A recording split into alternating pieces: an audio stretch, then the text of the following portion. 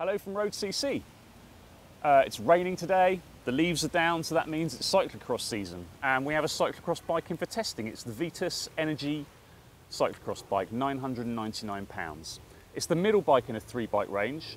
Below it there's the Energie GR, which is a Tiagra group set and mechanical disc brakes.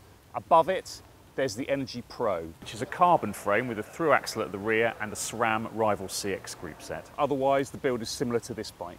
So what is this particular bike for?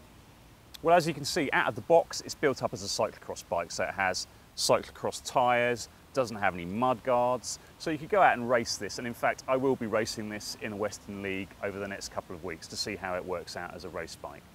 But also, it's quite a versatile bike. So it has a simple drivetrain, it has double bottle bosses, it has double eyelets at the back and rack and mudguard mounts. So if you want, you can make this into a commuting bike. You can make it a fully loaded touring bike, although you probably have to change the gearing slightly. Or you could have it as a gravel adventure type bike, put some slicker tyres on and it'll work as a road bike, but you'll also be able to take it off-road if you have a big chamber tyre.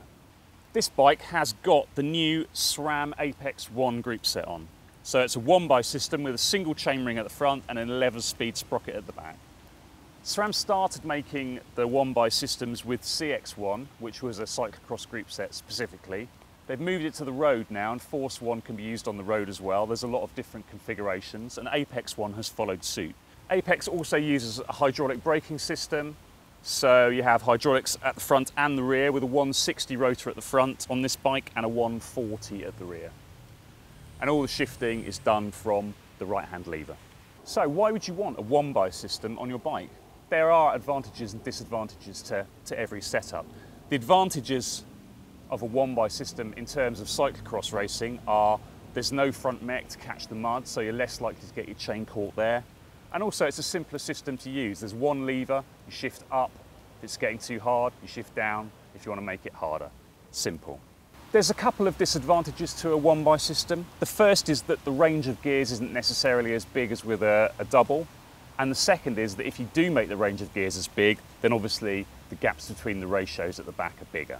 So that may or may not affect you depending on your style of riding, what kind of riding you're doing. This bike is running a 40-tooth chain set at the front and an 11 to 36 cassette at the back. That's a decent range of gears for entry-level racing, commuting, stuff like that.